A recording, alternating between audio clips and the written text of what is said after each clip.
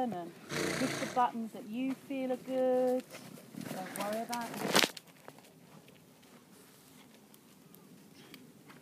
Give him a little tap tap if he's not listening to you. That's it. That's it. That's all it needs. Yeah, well done. He will react if you ask the question. Oh yeah, okay, yeah. Where did you find them? Holland. Yeah. Basically, the story goes is I've got a chestnut horse that I bought on as a 4-year-old. He's now 12. Yeah. Hoping to do Grand Prix next year. And my trainer said, you really need to bring something behind him. Now, I don't have shed loads of money to go and spend these expensive dressage horses, so I thought, well, I'll go and buy myself a 4-year-old that hasn't done anything. So I went over to Holland quite a few times, couldn't find anything. Then I went back and I found I've got a mare in the field, a 3-year-old mare, which is lovely, well ridden, well done. Which she's lovely, and I was just about to get on the plane, and the gentleman said, I've just got to pop into this yard because I want to see another horse for another client. Do you mind? And I said, no, not at all. And I pulled him out, and I just fell in love with him. Yeah. The mare wasn't exactly what I wanted. I was sort of like thinking, well, you know, I think I'll do, you know, she will be, but it's going to be a little bit longer because she's 3. And I fell in love with him, and the gentleman very kindly basically let me have him, but then literally for next to nothing let me have the mare. So I spoke to my bank manager saying I had a nice conservatory going to be built. Huh. And came home with 2, and I was meant to sell one, but both of them are like chalk and cheese. You told the bank manager it was a conservatory. Is that what you do? It's quite a good tactic actually. Bricks and mortar. Absolutely. Well, you've got to do it somehow. So yeah. But unfortunately, I love them both, and they're both so different.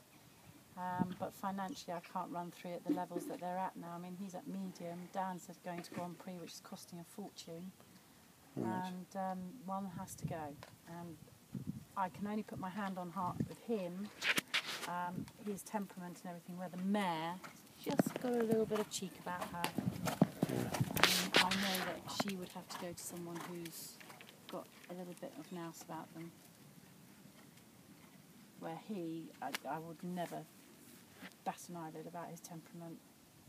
I've had Paras ride him. He's okay. He hacks out right, does he? He hacks out, yeah. And Carl hacked him out on his own for the first time the other day. He was good as gold. Because usually I encourage the girls to hack out. You know, they go out in 2s with my lot. Yeah.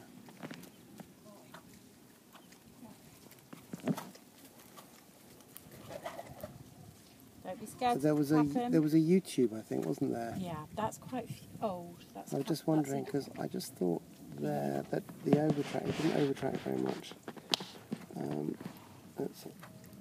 That was a year or 2 ago. Was it? Yeah, it's a bit better actually. He has muscled up an awful lot. He was a real baby then. Yeah. So what? He's 7 now, is he? Yeah. And he jumps. He'll jump a 4-foot course without even batting an eyelid. Yeah. He's got quite easy jump lines in his background, which is one of the most expensive horses that's just been sold. Who's that? Quite Easy Stallion. Oh, Quite Easy. Yeah. And well, that's his father, and he jumps for fun. He loves it. Karen's seen him jump. She came over and saw him and really liked him jumping. That looks nice.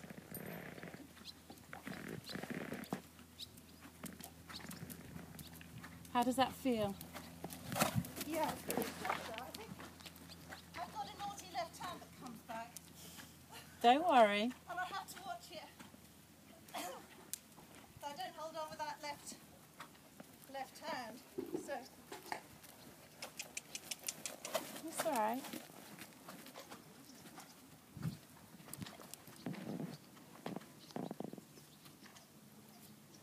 He's got all his changes, all his lateral work.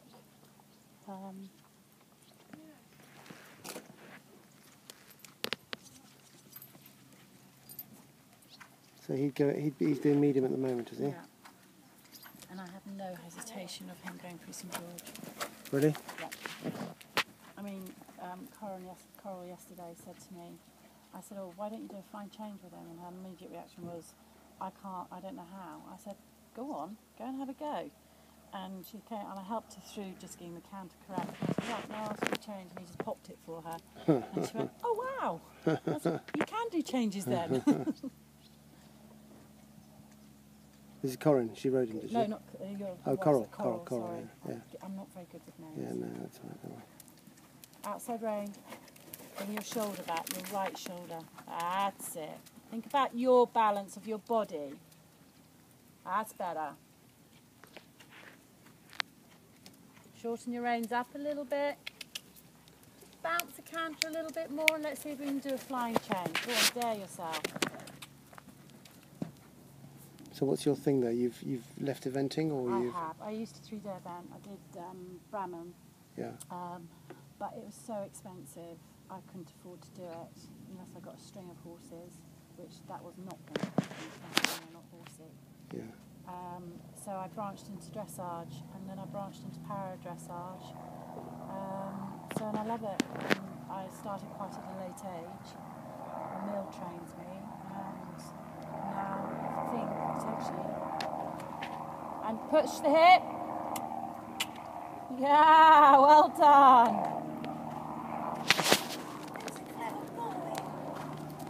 Do you want a glass of water? Would you like me to go and give you one?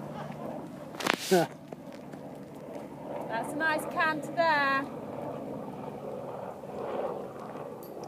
So yeah, I've gone into it and really enjoyed it. I have to say I enjoyed the dressage very much in eventing, but obviously loved the jumping. Yeah. And Emil trains me twice a month, and Fleming trains me. Where's Emil based? He's based over the other side of Burford, Yeah. so I drive up there. Sometimes I stay overnight, have a lesson in the evening, and then have one bright early in the morning. Yeah.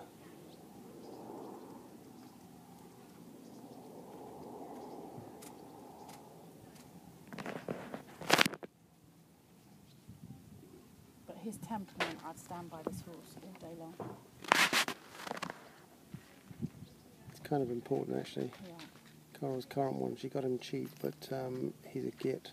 she did say that. Oh, well done.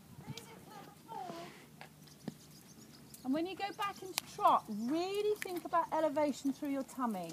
Yeah. Feel the stomach, pull it up, half halt, feel the contact, play. Go on, play with him and tap, tap. Yeah. Tap, tap. Yes. Get that big trot cut. That's it. Super. Tap, tap. Good.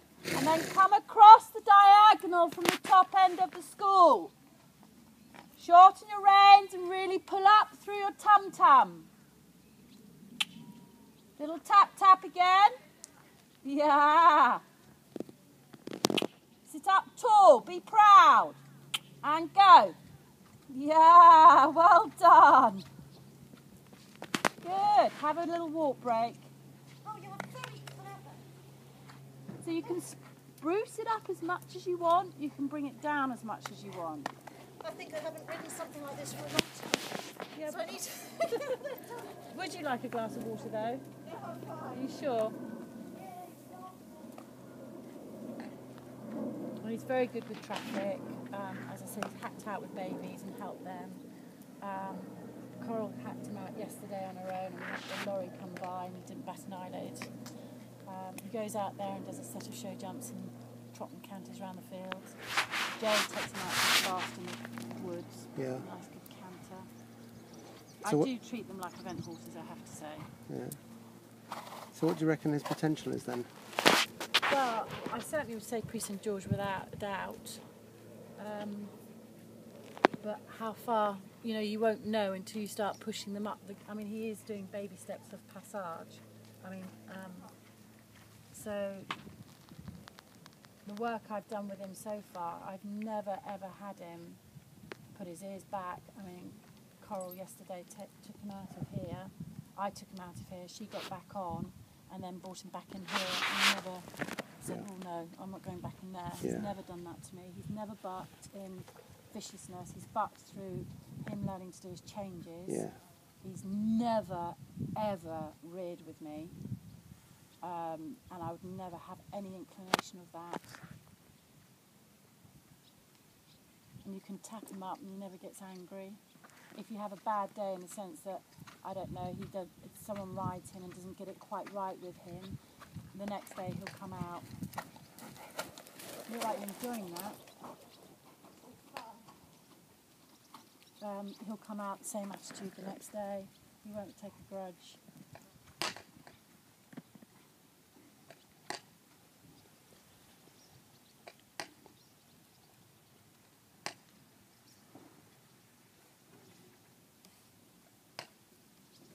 Actually, I might have a jumping one on my phone. Okay.